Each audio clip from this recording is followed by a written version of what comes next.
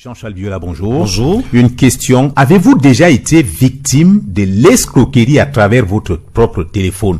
Prenez un exemple. Un homme ou une femme vous appelle et vous dit qu'il est employé à Orange, MTN ou Nextel sans avoir souscrit à un jeu, mais il vous dit que vous venez de gagner des lots et vous pose une question pour les retirer. Autre cas, une personne vous appelle. Elle se présente comme étant votre fournisseur de services et elle vous décline toute votre identité, vous pose un problème et vous demande de lui faire un dépôt via les opérateurs cités. Et du coup donc, la responsabilité des opérateurs est engagée. Question donc, sont-ils complices de ces affaires? Qu'est-ce qui est fait? Voilà l'objet de votre enquête, Jean-Charles. Allô, monsieur, bonsoir. Oui, bonsoir. Oui, monsieur, c'est le câbleur. Oui. Oui, c'est comment? Ça va bien mon cher câbleur et soyez les bienvenus chez les détecteurs des arnaqueurs. Que me vaut cet honneur de recevoir votre appel à cette heure tardive? Il est 19h passé, lui posai-je comme question ce jour-là, sous une pluie battante qui altérait par moments notre conversation. Mais pas grave, mon câbleur a un problème sérieux. Il se soucie de la qualité de mes images, chose plutôt normale. On appelle la ronde au quartier, là, vous savez comme mon câble là dérange, non? Oui, donc on va changer ça demain matin aux environs de 10 heures. Oui, quand on va changer ça, vous allez consommer d'abord on va le ça, monsieur. On appelle la ronde au quartier, ils ont donné leur contribution, donc c'est 2000 heures. Donc vous voyez le numéro auquel je vous appelle, parce que présentement là nous sommes au marché, là, nous sommes sur le point de payer les câbles là. Et l'argent ne suffit pas là vraiment. Donc vous voyez le numéro auquel je vous appelle, non? C'est le numéro du patron là, vraiment il s'appelle monsieur John Kennedy. Oui, vous pouvez l'envoyer ça par MTN Mobile Money. 2000 francs CFA pour remplacer les câbles sont multipliés par le nombre d'abonnés. Un vrai pactole. Mais là n'est pas le problème, les frais sont déposés dans le mobile money. Mais il se trouve qu'il n'y a pas 2000 francs CFA à donner aussi rapidement. Mais mon câbleur, dans sa gentillesse jamais imaginée, me propose une alternative.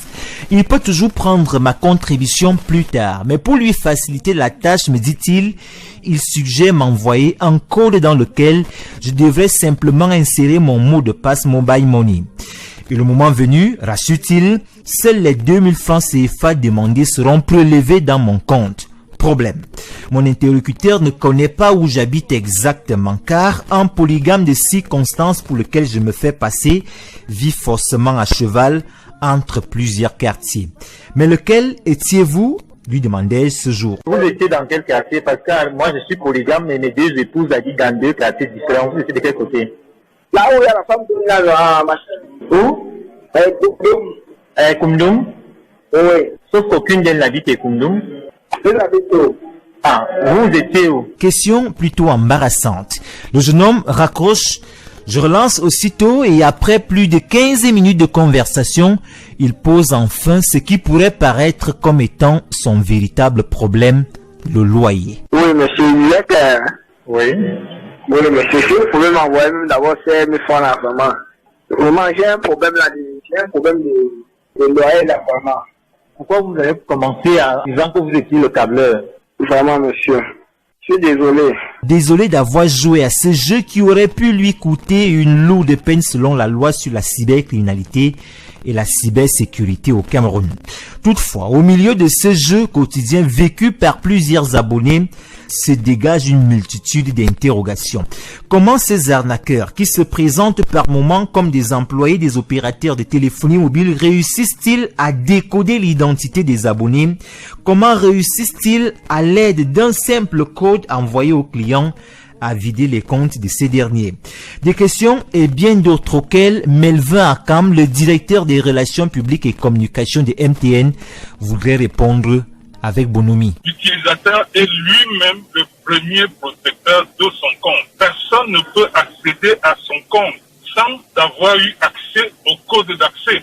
Et seul le détenteur du compte peut donner son code d'accès parce que c'est lui seul qui connaît le code d'accès. Donc la seule chose que nous sommes capables de faire, et c'est ce que nous disons, c'est ce que je suis en train de vous dire, c'est rester vigilant. Ne donnez jamais le code d'accès à votre compte à qui que ce soit, même pas à quelqu'un qui se présente comme étant un employé d'un opérateur. MTN, toujours dans sa défense, explique que son personnel est identifiable à travers les 5 premiers chiffres du numéro de téléphone. Pour ceux qui se présentent comme étant des employés chez MTN, par exemple, tous les numéros de téléphone chez MTN commencent par 6 77 55.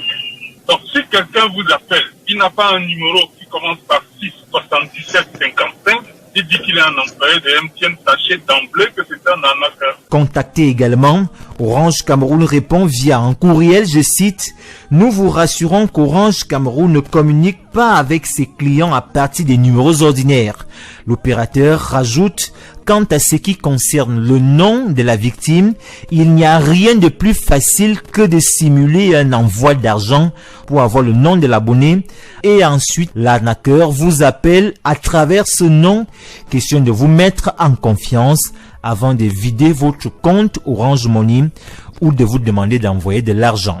Prudence. » Jean-Charles Biola, bonjour. Bonjour. Une question. Avez-vous déjà été